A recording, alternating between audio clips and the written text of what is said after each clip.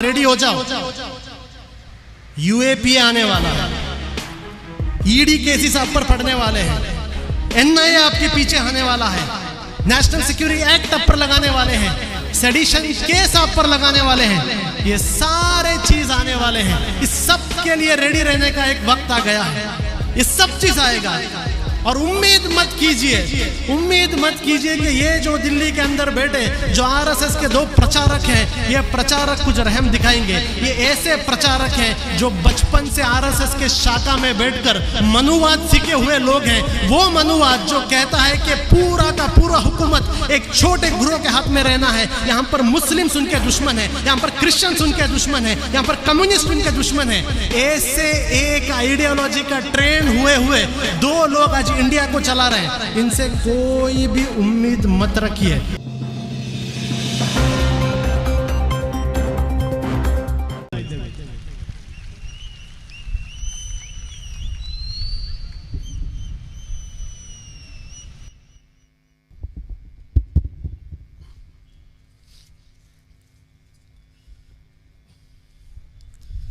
अस्सलाम वालेकुम।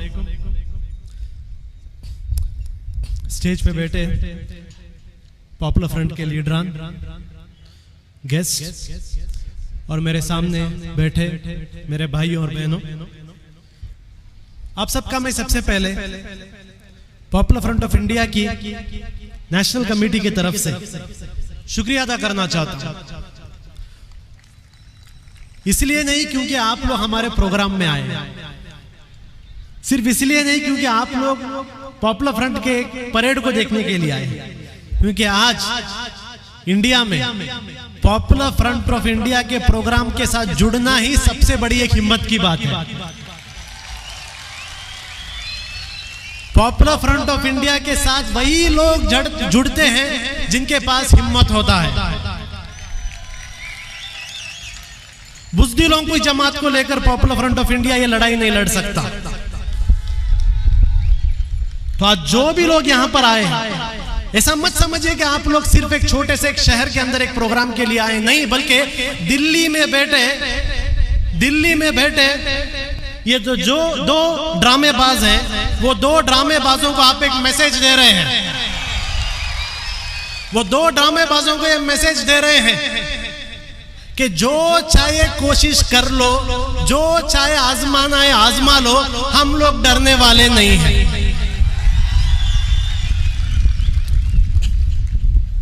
एक जमाना था हमें पूरे इंडिया में जाकर पॉपुलर फ्रंट की तारुफ करनी पड़ती थी, इंट्रोडक्शन देना पड़ता था। हमेशा हम जाते थे, लोग पूछते थे क्या है पॉपुलर फ्रंट, कौन है पॉपुलर फ्रंट, कहां से है पॉपुलर फ्रंट। हमारे पास ना तो इतने पैसे थे, ना तो इतने मीन्स थे कि गली गली जाकर लोगों से कहते पॉपुलर फ्रंट क्या है। हम लोग हर जगह मीडिया से रिक्वेस्ट करते थे हमारा प्रेस रिलीज पब्लिश करो। हम मीडिया वाले से कहते थे हमारा फोटो पब्लिश करो। हम मीडिया वाले से कहते हैं आओ हमारा प्रोग्राम कवरेज करो। लेकिन एक जमाना था जब कोई नहीं आता था, लेकिन आज पूरी इंडिया के गांव में बच्चे को पता है पॉपुलर फ्रंट क्या है। और आज यहाँ पर भी बहुत सारे लोग आए हैं, वही गोदी मीडिया के लोग, अलग अलग लोग आए यहाँ पर। वो कोई पॉपुलर फ्रंट की पॉजिटिव पब्लिसिटी के लिए नहीं आए। आज पॉपुलर फ्रंट के प्रोग्राम में वो कुछ ऐसे बात चुनने के लिए आए जिसको लेकर कल हेडलाइंस होगा। और उनसे मैं वादा करता हूं इंशाअल्लाह आज मेरे स्पीच में आपको जरूर ऐसे पॉइंट्स दूंगा जिससे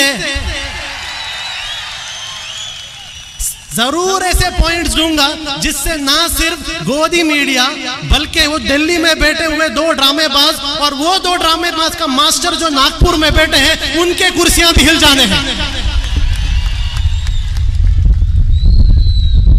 आज इंडिया में हम जो रह रहे हैं एक हिंदुत्व मेजॉरिटेरियन गवर्नमेंट की हुकूमत है। एक ऐसी हुकूमत इंडिया के अंदर हुकूमत कर रही है जो हुकूमत कोई हक को नहीं मानती, किसी के हक को नहीं मानती। आप चाहे मुस्लिम हो, क्रिश्चियन हो, हिंदू हो, दलित हो, आदिवासी हो, कोई भी हो, अगर आप इस गवर्नमेंट की मुखालिफत करते हैं, अगर आप इस गवर्नमेंट को अपोज करते हैं, तो ये गवर्नमेंट अपनी सारी मैकेनिज्म को इस्तेमाल करेगी आपको बर्बाद करने के लिए। ऐसी एक गवर्नमेंट को आज हम इंडिया में देख रहे हैं। अमेरिका के अंदर जो ट्रंप की हुकूमत थी, या यूरोप के अंदर जो अलग अलग राइट विंग गवर्नमेंट है, ये सारे लोग इस हिंदुत्व मेजॉरिटेरियन गवर्नमेंट के सामने कुछ नहीं। ऐसी एक गवर्नमेंट जो आज इंडिया के हर एक शख्स को टारगेट कर रही है।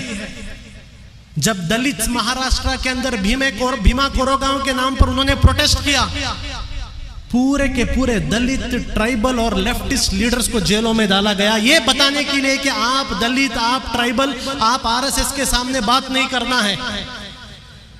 जब सीए प्रोटेस्ट हुआ, जब पूरे इंडिया के स्टूडेंट सीए के रास्ते में उतर गए, सीए का प्रोटेस्ट किया, हम देखते हैं दिल्ली राइट्स को लेकर पूरे के पूरे सीए एक्टिविस्ट को टारगेट किया, ये बताने के लिए कि आप हमारे सामने नहीं आना है।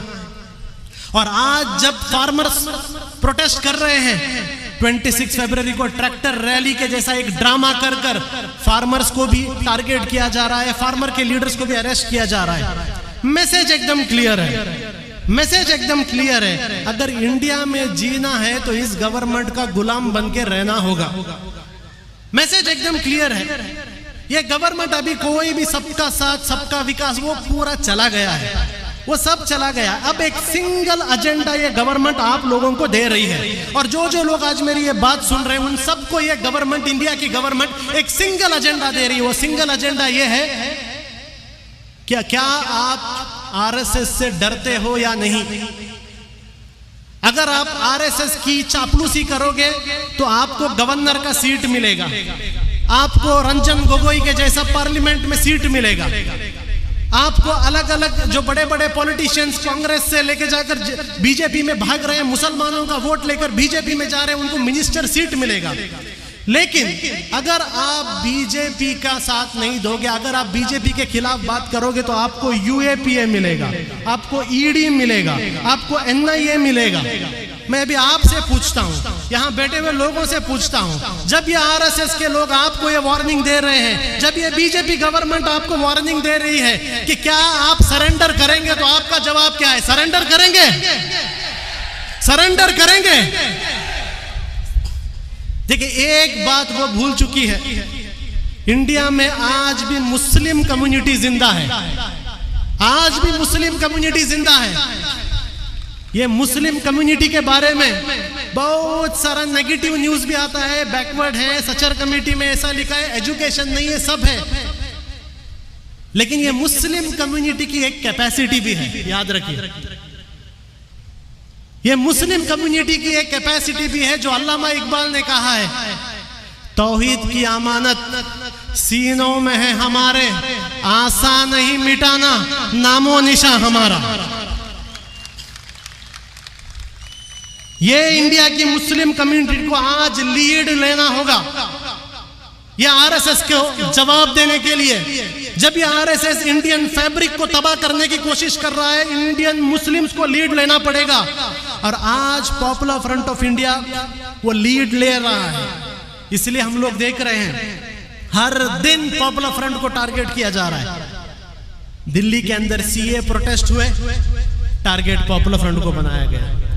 दिल्ली में दंगे कर कर मुसलमानों की जान ली गई, लेकिन केस पॉपुलर फ्रंट पर डाला गया, ईडी पॉपुलर फ्रंट के पीछे आई। अभी हम देखते हैं हाल ही में कल यूपी के अंदर पॉपुलर फ्रंट ऑफ इंडिया के दो मेंबर्स को, पॉपुलर फ्रंट ऑफ इंडिया के दो मेंबर्स, आपके जैसे ये दो कैडेट्स, ये दो कैडर्स को कल यूपी पुलिस ने अरेस्ट किया। 11 तारीख को अरेस्ट किया, 16 तारीख तक उन्हें मीडिया के सामने प्रेजेंट नहीं किया। और कल जब हमने केरला में पुलिस कंप्लेंट फाइल किया, तब शाम को लेके आकर वहां पर एक प्रेस कॉन्फ्रेंस करते हैं, और प्रेस कॉन्फ्रेंस में बताया जाता है कि ये लोग ब्लास्ट करने आए थे, ये लोग टेररिस्ट अटैक करने आए थे, ये लोग एक्सप्लोजिव लेके घूम रहे थे। यानी 11 तारीख को अरेस्ट करने के बाद 16 तारीख आपको पता चला कि ये लोग टेरर अटैक करने आए थे। इसका मतलब क्या है? याद रखिए, पॉपुलर फ्रंट ऑफ इंडिया को हर दिन टारगेट किया जाएगा। मैं यहाँ बैठे हुए हर एक आदमी से कहता हूं, अगर कोई सोच रहा है कि पॉपुलर फ्रंट को टारगेट बंद हो जाएगा, गलतफहमी है। एवरी डे, हर दिन पॉपुलर फ्रंट पर एक नया इल्जाम लगाया जाएगा, पॉपुलर फ्रंट को नया टारगेट किया जाएगा। पॉपुलर फ्रंट के मेंबर से भी मैं यहां पर कहना चाहता हूं, रेडी हो जाओ, यूएपी आने वाला है, ईडी केसेस आप पर पड़ने वाले हैं, एनआईए आपके पीछे आने वाला है, नेशनल सिक्योरिटी एक्ट आप पर लगाने वाले हैं, सेडिशन केस आप पर लगाने वाले हैं, ये सारे चीज आने वाले हैं। इस सब के लिए रेडी रहने का एक वक्त आ गया है। ये सब चीज आएगा और उम्मीद मत कीजिए कि ये जो दिल्ली के अंदर बैठे जो आरएसएस के दो प्रचारक हैं, ये प्रचारक कुछ रहम दिखाएंगे। ये ऐसे प्रचारक हैं जो बचपन से आरएसएस के शाखा में बैठकर मनुवाद सीखे हुए लोग हैं। वो मनुवाद जो कहता है कि पूरा का पूरा हुकूमत एक छोटे ग्रोह के हाथ में रहना है। यहाँ पर मुस्लिम्स उनके दुश्मन है, यहाँ पर क्रिश्चियंस उनके दुश्मन है, यहाँ पर कम्युनिस्ट उनके दुश्मन है।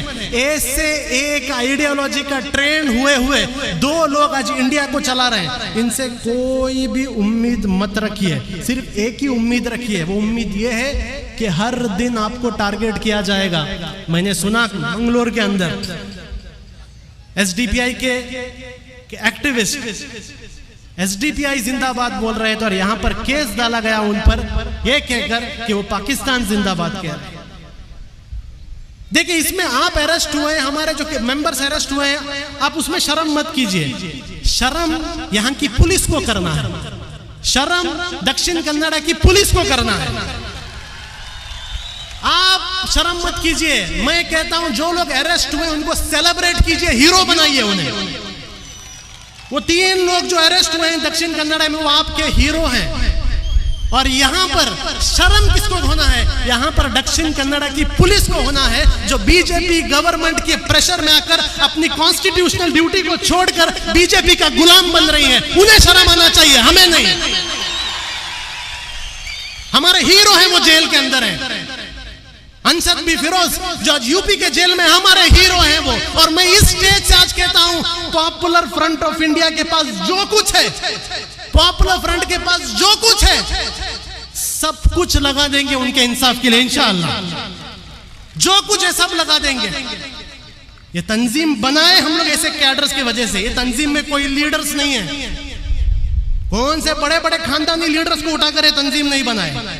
ये तंजीम ये कैडर्स ने बनाया और ये तंजीम में जो कुछ है इन कैडर्स के लिए है। और जो कुछ भी लगेगा इंशाअल्लाह इनके इंसाफ के लिए हम लोग लगाएंगे। चंद लोग सवाल करते हैं पॉपुलर फ्रंट को क्यों टारगेट किया जा रहा है, क्यों टारगेट किया जा रहा है पॉपुलर फ्रंट को? सिंपल आंसर है, आज इंडिया के अंदर जब पूरी की पूरी एक सोसाइटी और स्पेशली मुस्लिम कम्युनिटी को स्लेव बनाने की कोशिश किया जा रहा है, गुलाम बनाने की कोशिश किया जा रहा है, ऐसे वक्त में इस कम्युनिटी को होप देने वाली तंजीम पॉपुलर फ्रंट है। जब सब लोग कहते थे आप कागज दिखाओ, कागज दिखाओ, कागज दिखाओ, जब इस कम्युनिटी के अंदर डर पैदा करने की कोशिश किया जा रहा था कि आपका सिटीजनशिप निकाला जाएगा, उस वक्त इस कम्युनिटी को कहने वाली एक तंजीम है कि बॉयकॉट एनआरसी, बॉयकॉट सीए। एक भी डॉक्यूमेंट नहीं दिखाएंगे, हमारे मुल्क है वो, आप कौन होते हो हमसे डॉक्यूमेंट पूछने वाले? ये होप देने वाली एक तंजीम है, दुश्मन के आंखों में आंखें डालकर बात करने वाली एक तंजीम है। जहां जहां और ये कारवान रुकने वाला नहीं। आपको जो रोकना है रोक लो, जो कोशिश करना है कर लो, जो उठाना है उठा लो, क्या करना है कर लो, जो भी ट्राई करना है कर लो। ये रुकने वाला नहीं। हम उम्मीद दे रहे हैं लोगों को, जिनके पास आवाज नहीं उनकी आवाज है। आज मैं ये स्टेज में रुक के जो बात कर रहा हूं, क्या ये मेरे अल्फाज हैं? ये मेरे अल्फाज नहीं है, ये आपके अल्फाज हैं क्या नहीं? ये आपके अल्फाज हैं। इंडिया में रहने वाले 20 करोड़ मुसलमान और कहीं सारे ऑपरेस सेक्शंस, इन सब की आवाज आज पॉपुलर फ्रंट बना है।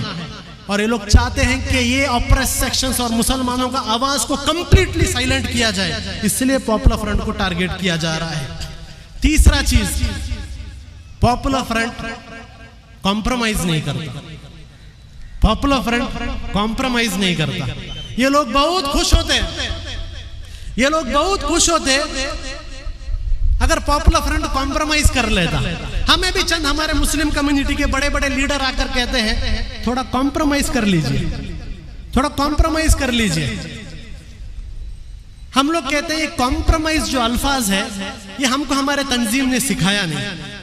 हमारे तंजीम ने हमने बहुत कुछ सिखाया है, बहुत कुछ सिखाया है, लेकिन ये कॉम्प्रोमाइज हमारे तंजीम ने हमें नहीं सिखाया। हमारे आंखों के सामने, हमारे आंखों के सामने जब जुल्म होता है, हमारे आंखों के सामने जब इनजस्टिस होता है, वो टाइप कॉम्प्रोमाइज करना पॉपुलर फ्रंट के डीएनए में नहीं है। जो आदमी वो जुल्म कर रहा है उसके हाथ को पकड़ना, उसके हाथ को पकड़ना और फेंकना, ये पॉपुलर फ्रंट के डीएनए के अंदर है। चाहे पॉपुलर फ्रंट का एक मेंबर हो या पॉपुलर फ्रंट के 1000 मेंबर हो, अगर हमारे सामने इनजस्टिस हुआ हम लोग खामोश बैठने वाले नहीं है। इनजस्टिस किस पर भी हो, किस पर भी हो। पॉपुलर फ्रंट से इनको बहुत बड़ी एक नाराजगी यह है कि पॉपुलर फ्रंट ऑफ इंडिया यह बता रहा है कि इंडिया का असल दुश्मन कौन है। आज मैं आपके सामने बताता हूं इंडिया का असल दुश्मन कौन है। इंडिया का असल दुश्मन बिना किसी डाउट के आरएसएस है, बिना किसी डाउट के। इंडिया में अगर कोई कैंसर है, कोविड आया चला गया, पोलियो आया चला गया, इसके लिए वैक्सीन भी आ जाता है, लेकिन आरएसएस ऐसा एक वायरस है जिसके लिए अभी तक कोई वैक्सीन नहीं आया। इंशाअल्लाह वो वैक्सीन पॉपुलर फ्रंट लेके आएगा, जरूर वो वैक्सीन हम लोग लेके आएंगे। हर जगह देंगे हम आरएसएस को वैक्सीन, क्योंकि हमें पता है आरएसएस कौन है। हम जानते हैं इंडिया के अंदर हिंदू मुस्लिम प्रॉब्लम नहीं है। क्लियर कर देता हूं, हिंदू मुस्लिम नाम का प्रॉब्लम है ही नहीं इंडिया के अंदर। ये जो मीडिया में आपको बताया जाता है हिंदू मुस्लिम, जब भी आपके सामने कोई कहे हिंदू मुस्लिम, आप कह दो यहां पर हिंदू मुस्लिम प्रॉब्लम नहीं, यहां पर सिर्फ एक प्रॉब्लम है, आरएसएस वर्सेस मुस्लिम। इधर आरएसएस वर्सेस मुस्लिम।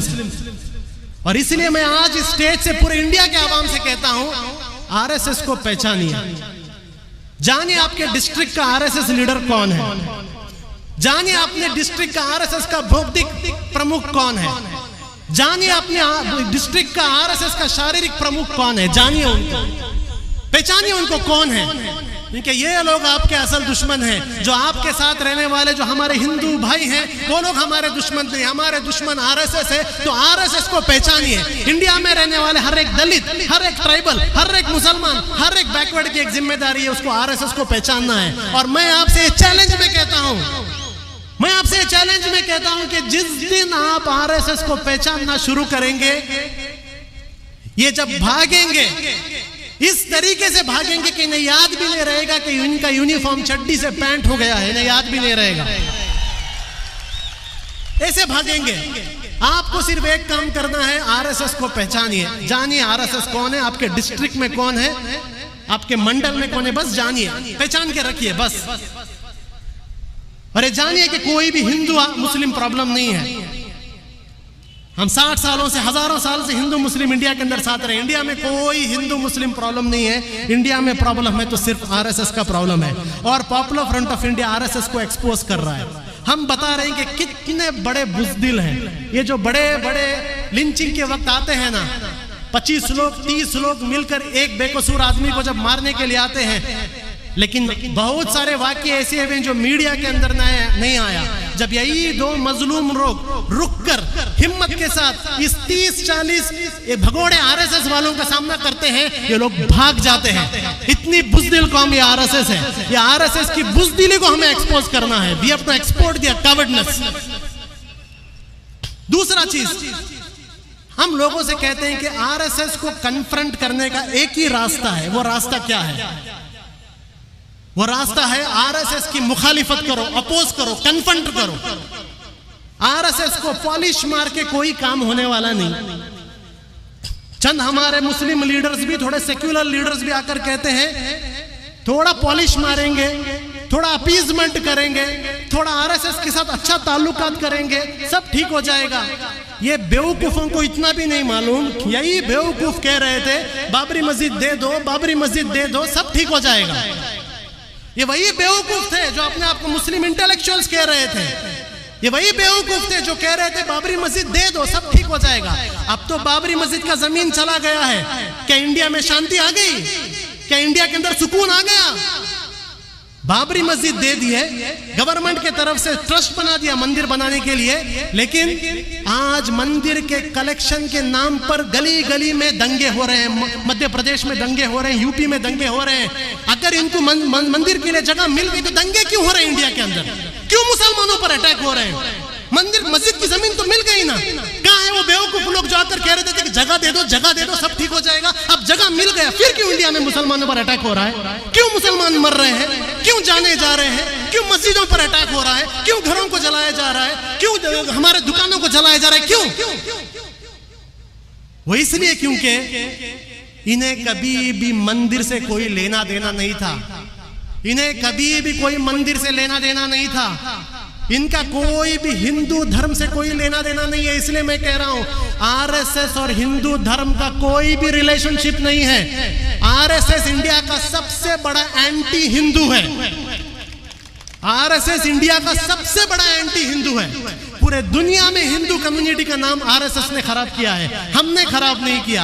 आज अमेरिका के बड़े बड़े सेलिब्रिटीज इंडिया के हिंदू कम्युनिटी के बारे में बात करते हैं। हमने बताया कि उन्हें ये आरएसएस के कारनामों की वजह से हुआ।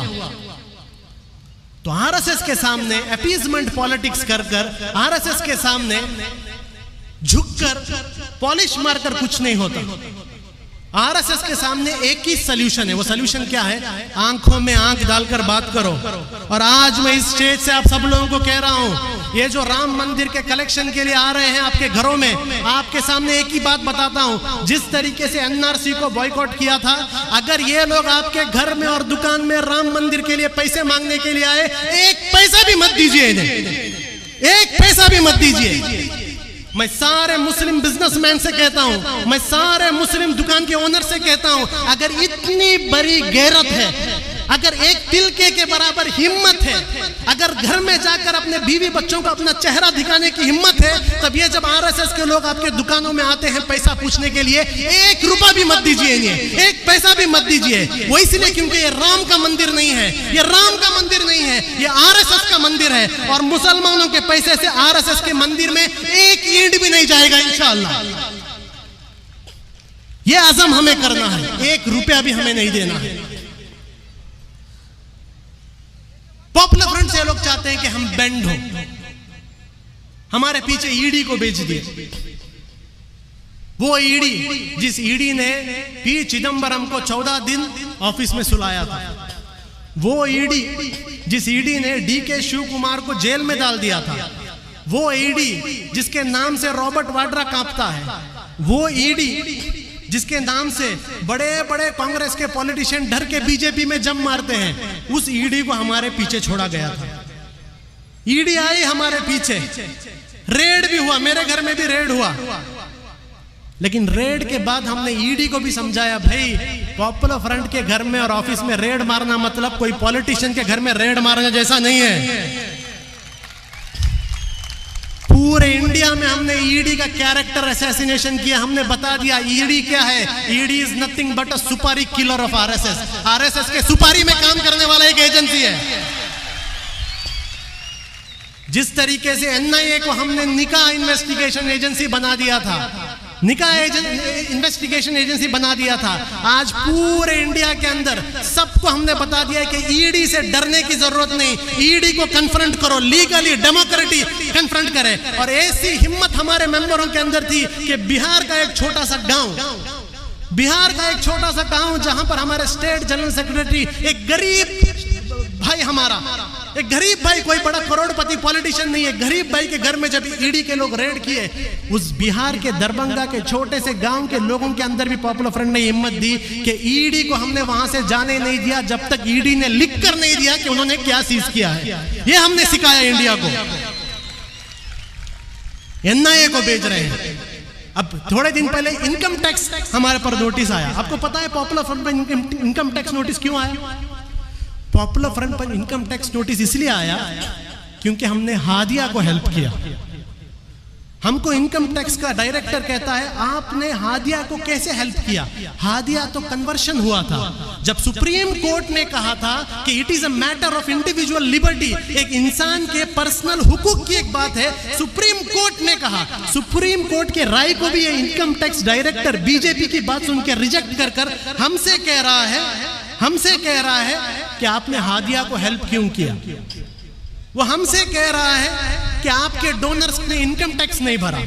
वो हमसे कह रहा है कि आपके डोनर्स के पास पैन कार्ड नहीं है। हमने भी जवाब दिया कि भाई नरेंद्र मोदी 2014 से पैन कार्ड बनाओ बोल रहा है। नरेंद्र मोदी हर दिन डिजिटल इकोनॉमी की बात कह रहा है। निर्मला सीतारामन आकर इनकम टैक्स भरो बोल रहे हैं। जब इतना पूरा गवर्नमेंट की एजेंसी को इस्तेमाल करके इंडिया में सिर्फ 4% लोग इनकम टैक्स भर रहे हैं, तो पॉपुलर फ्रंट के ऊपर जिम्मेदारी कैसे आई कि लोगों का इनकम टैक्स भराने के लिए? जब गवर्नमेंट ही नाकाम है लोगों को इनकम टैक्स फाइल कराने के लिए, वो इल्जाम हम पर लगाया जा रहा है। हमने भी कहा हम जवाब देंगे, हम कोर्ट में आपसे लड़ेंगे। अब बहुत से लोग मुझसे पूछते हैं ईडी आपके पीछे आ गया, एनआईए आपके पीछे आ गया, इनकम टैक्स आ गया, अभी स्पेशल टास्क फोर्स एसटीएफ आपके पीछे आया,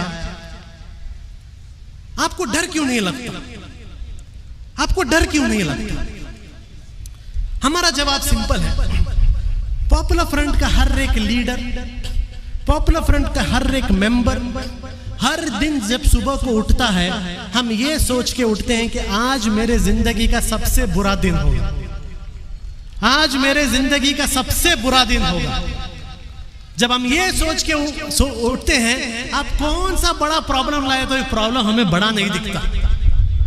आप हमें ईडी से डराना चाहते हैं, आप हमें यूएपीए केस से डराना चाहते हैं, आप हमें सेडिशन केस से डराना चाहते हैं, आप हमें नेशनल सिक्योरिटी एक्ट से डराना चाहते हैं। मैं बीजेपी गवर्नमेंट को एक एडवाइस देता हूं, हम लोग ये ऑर्गेनाइजेशन ज्वाइन ही किए ये जानकर कि हम पर यूएपीए पड़ने वाला है। हम लोग ये ऑर्गेनाइजेशन में आए ये जानकर कि हम पर सेडिशन होने वाला है। हम लोग इस ऑर्गेनाइजेशन पे आए, हमें 100% मालूम था हमारे ऊपर ईडी एनआईए आए। तो भाई जो चीज हमें पहले से ही पता है, उस चीज को लेकर आप हमें डरा नहीं सकते। कुछ नया ट्राई करो। आपने अपने चड्डीधारी लोगों से लाठी से ट्राई किया, उससे नहीं डरे। लाठी के बाद आपने पुलिस से ट्राई किया, उससे नहीं डरे। उसके बाद एनआईए को नहीं लाए, उससे नहीं डरे। ईडी आ गया, उससे नहीं डरे। मैं आपसे कहता हूं थोड़ा क्रिएटिव बनो। ये चीज जिन चीज से आप हमें डराना चाहते हो ना, हम इस चीज की तलब रखते हैं। हम चाहते हैं हमारे साथ ये हो। पॉपुलर फ्रंट के काम का कोई सर्टिफिकेट नहीं है। पॉपुलर फ्रंट का काम का एक ही सर्टिफिकेट है, जब तक आरएसएस और बीजेपी हमारी मुखालिफत करते रहेगा तब तक हमें सर्टिफिकेट है हम अच्छा काम कर रहे हैं। जिस दिन बीजेपी आरएसएस हमारी तारीफ करेगा उस दिन हमें लगा कि हम बुरा काम करेंगे। तो इन चीजों से हम नहीं डरते। अब मैं लोगों से एक बात कह के मेरी बात कहता हूं, आवाम से एक मैं बात कहता हूं, पॉपुलर फ्रंट कभी भी पीछे हटने वाला नहीं है। ये कितने भी हम पर जुल्म आए, अगर कोई एक्सपेक्ट करता है हम लोग पीछे हटे, हम लोग पीछे नहीं हटेंगे। वो इसलिए क्योंकि इस्लामिक हिस्ट्री में जब हम लोग छोटे छोटे मदरसे में होते हैं, हमें एक स्टोरी सिखाया जाता है। इंडिया के सारे और दुनिया के सारे मुसलमानों को एक स्टोरी सिखाया जाता है। हमारे मदरसों में, हमारे घर में एक छोटा स्टोरी सुनाया जाता है। वो स्टोरी ये है कि बिलाल हबशी नाम के एक बहुत बड़े सहाबा थे। उनको जब टॉर्चर हो रहा था और उनको टॉर्चर में ये कहा जा रहा था कि सरेंडर करो, बिलाल को इस तरीके से टॉर्चर किया था कि आज तक किसी ने वैसा टॉर्चर नहीं देखा। वैसा टॉर्चर करने के वक्त जब बिलाल को सरेंडर करने के लिए कहा गया, उमैया ने कहा बिलाल अगर तू सरेंडर नहीं करेगा तो मैं तुझे ऐसा टॉर्चर दूंगा जो टॉर्चर आज तक अरबों ने सोचा नहीं था, आज तक अरबों ने देखा नहीं था और आज तक अरबों ने सुना नहीं था। तब बिलाल का जवाब था, उमैया तू जो टॉर्चर करना है कर, मैं भी तुझे ऐसा सब्र और ऐसा इस्तकामत दिखाऊंगा जो इस्तकामत आज तक अरबों ने सुना नहीं होगा, देखा नहीं होगा और सोचा नहीं होगा।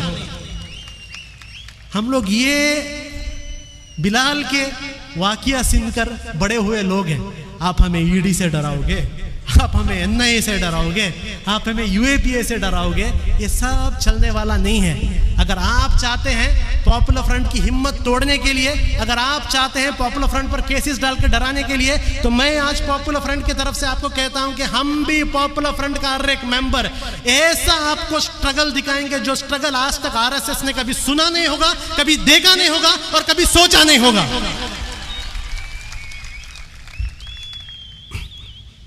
पॉपुलर फ्रंट की ये लड़ाई अकेली लड़ाई नहीं है, ये पूरी की पूरी इंडियन सोसाइटी की लड़ाई है। इसमें मैं आज इंडिया के सारे आवाम से कहता हूं कि देखिए, पॉपुलर फ्रंट को हर साल आप लोग रमजान में फंड देते हैं। हमसे एनआईए ईडी पूछता भी है पैसा कहां से आता है, 100 करोड़ कहां से आया, 100 करोड़ कहां है। भाई क्या 100 करोड़?